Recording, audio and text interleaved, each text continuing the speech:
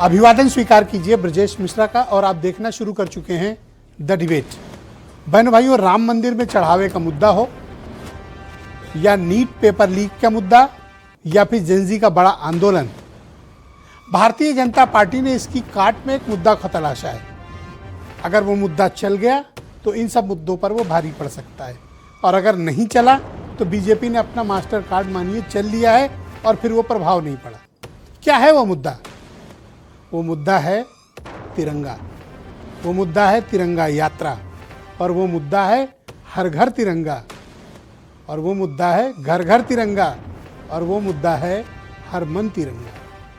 क्या बीजेपी का ये अभियान, विपक्ष ने जिन मुद्दों को पूरे देश भर में एक बड़े मुद्दे के तौर पर पेश किया, सरकार को घेरा, क्या घेराबंदी तोड़ने के लिए तिरंगा यात्रा बीजेपी की कोई मदद कर पाएगी या नहीं?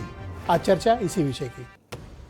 तो बहनों भाइयों, बीजेपी ने अपना मास्टर कार्ड चला है, तिरंगा, राष्ट्रभक्ति, राष्ट्रवाद। बीजेपी ने अभियान छेड़ दिया है, घर घर तिरंगा, हर घर तिरंगा, और उसके आगे भी एक स्टेप बढ़ गए हैं, हर मन तिरंगा। ये कॉन्सेप्ट है। पॉलिटिक्स तो आजकल कॉन्सेप्ट बेस्ड हो गई है। क्या बीजेपी का ये कॉन्सेप्ट बिकेगा? बिकेगा से तात्पर्य जनता में ग्राह्यता होगी। बहनों भाइयों, राष्ट्रवाद, राष्ट्रभक्ति, देश के प्रति प्रेम, तिरंगे के प्रति इस देश के लोगों की निष्ठा अपार है। भगवा ध्वज वाली पार्टी तिरंगा यात्रा लेकर निकली है, और वो तिरंगा ऐसा नहीं कि सिर्फ बीजेपी वालों के यहाँ पहुंचाएंगे, वो अनिल दुबे के घर भी लगाएंगे, सुरेंद्र राजपूत के घर भी लगाएंगे। कहेंगे लगाएं या ना लगाएं। तो क्या ये जो रामधन गबन और लूट का मुद्दा है, नीट पेपर लीक का मुद्दा है, जेनजी का आंदोलन हो, देश भर में एक युवा क्रांति का आगाज हुआ हो, एक चिंगारी फूटी हो, क्या ये तिरंगा यात्रा उसका जवाब है? आधिकारिक तौर पर बीजेपी कहेगी नहीं, हम तो राष्ट्रवादी पार्टी हैं, हम तो हर साल तिरंगा यात्रा निकालते हैं, इस बार भी निकालते हैं। लेकिन भाइयों, बहनों भाइयों, इस बार तिरंगे के प्रति बीजेपी का आकर्षण और तैयारी एक नेक्स्ट लेवल की है। कैसे?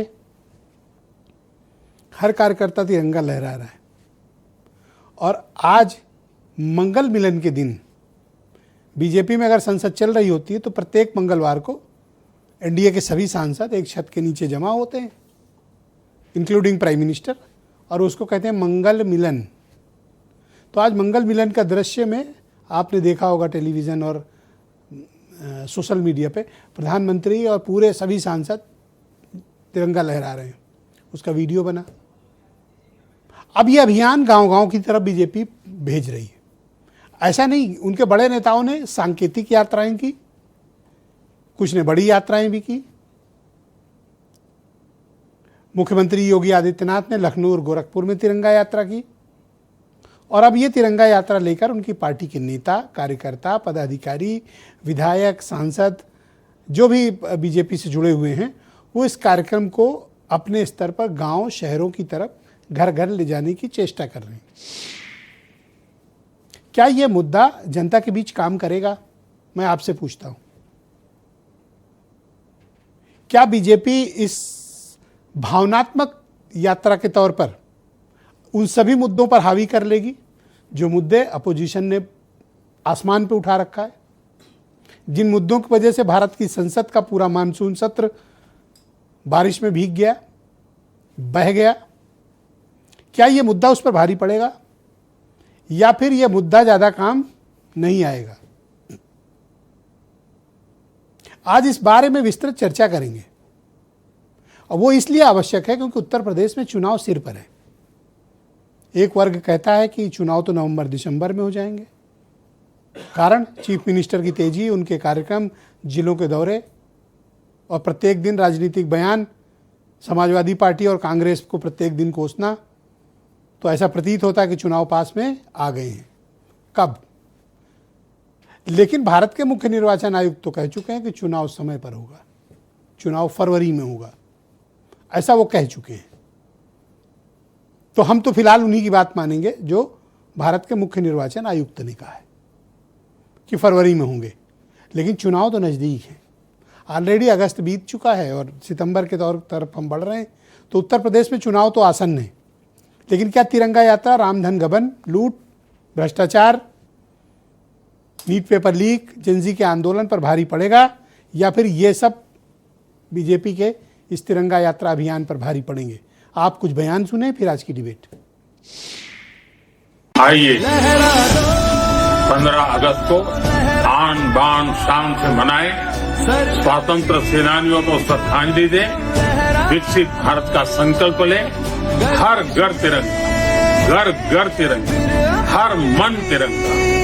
आइए हर घर पर तिरंगा लहराइए। स्टूडेंट के ऊपर जो लाठी चलाई, गोली चलाई, वो न ऑर्डर दिया, बहुत से पैलेट गन से स्टूडेंट्स को मारे, उनको वो घायल हो गए। इसके बारे में हम चाहते हैं कि वो स्टेटमेंट दे।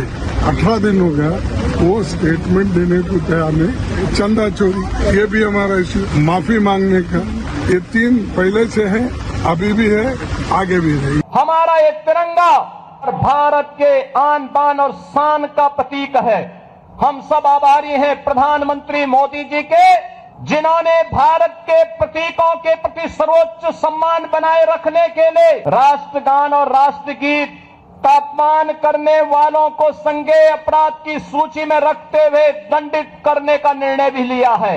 शिक्षा, परीक्षा और राम मंदिर दोनों एक दूसरे से जुड़े मुद्दे हैं। दोनों का सूत्र एक जगह है, दोनों एक जगह से ही संचालित होते हैं। तो इसलिए दोनों मुद्दों पर बहस होनी चाहिए। ये बात जो आज कही जा रही है, 1 हफ्ते पहले भी कही जा सकती थी। 1 हफ्ते पहले क्यों नहीं की गई?